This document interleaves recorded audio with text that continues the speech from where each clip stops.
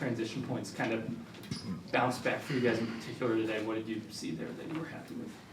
Yeah, I mean, obviously a slow start for us tonight. Obviously, they jumped us to start that quarter.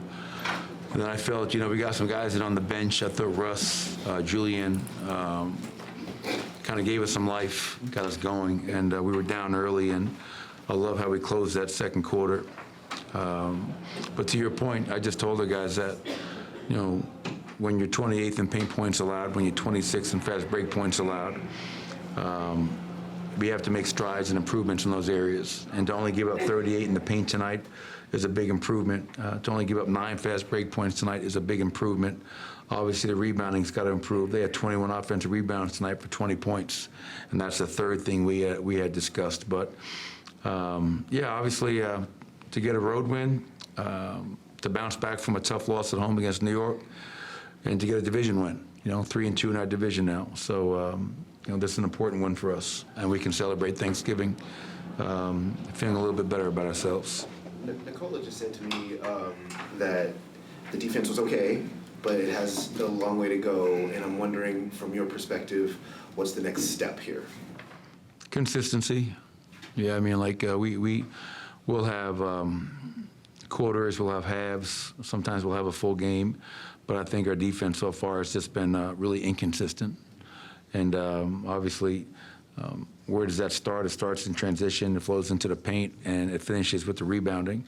And then aside from those areas, I think it also has to go to just being more physical, more urgent, and more disciplined.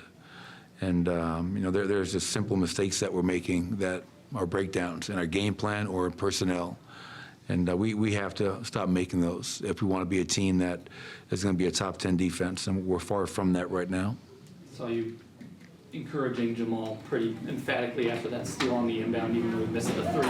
How are you kind of trying to challenge him defensively right now? Well, we're just trying to pick up a little bit more. I mean, not let teams just walk it up every night, especially after dead balls, after free throws.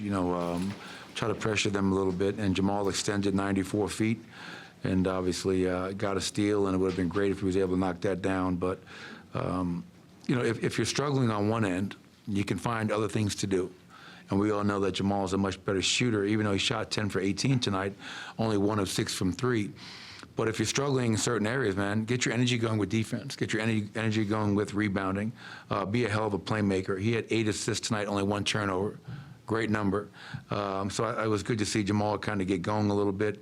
But I think you can get yourself going with defense and forcing turnovers. And we had forced him to 19 turnovers for 28 points. And that was a point of emphasis going in against them.